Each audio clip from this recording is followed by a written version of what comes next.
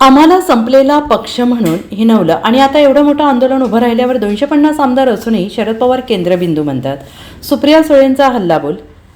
राष्ट्रवादी शरदचंद्र पवार पक्षाच्या खासदार सुप्रिया सुळे यांनी रविवारी मराठा आंदोलक मनोज जरांगे पाटील यांच्या आझाद मैदानावर भेट घेतली. यावेळी सुप्रिया सुळे आणि मनोज जरांगे पाटील यांच्यात काही काळ चर्चा देखील झाली. मात्र आझाद मैदानातून बाहेर पडताना आंदोलकांनी सुप्रिया सुळेंची गाडी अडवत जोरदार घोषणाबाजी केली. आता यावर प्रतिक्रिया देताना सुप्रिया सुळे यांनी भाजपवर जोरदार हल्लाबोल केला आहे.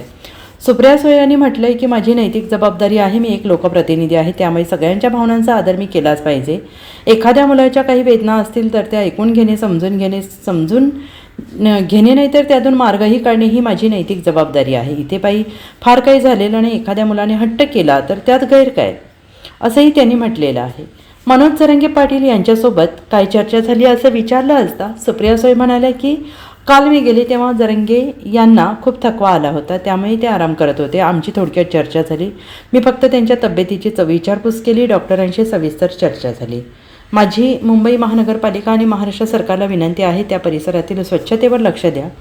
मला हीच गंमत वाटते की एकीकडे आम्हाला संपलं म्हणून म्हणतात, छोटा पक्ष म्हणून म्हणतात, आणि एवढं मोठं आंदोलन जेव्हा उभं राहतं त्याचा केंद्र शरद पवारच होतात आणि सत्ता सगळी त्यांच्याकडे. 250 आहेत ना त्यांचे खासदार, म्हणजे 280 पैकी 250 आमदार आणि 300 खासदार असलेला पक्ष हा परत शरद पवारांकडेच वळतो.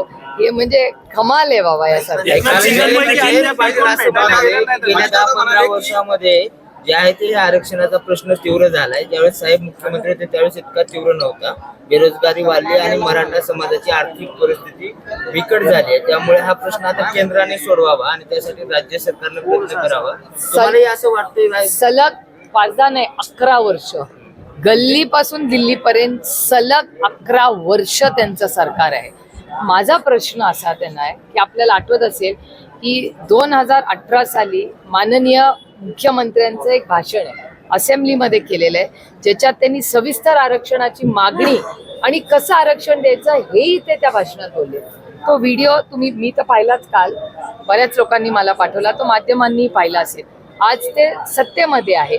त्याच्यामुळे माझी विनम्र विनंती आदरणीय माननीय मुख्यमंत्री आणि त्यांच्या दोन्ही उपमुख्यमंत्र्यांना आहे की जे सोल्युशन 2018 मध्ये माननीय देवेंद्रजींनी जे असेंब्लीमध्ये मांडलं त्याची अंमलबजावणी त्यांनी करावी, असंही त्यांनी म्हटले. Bureau report, SPN Marathi, Mumbai.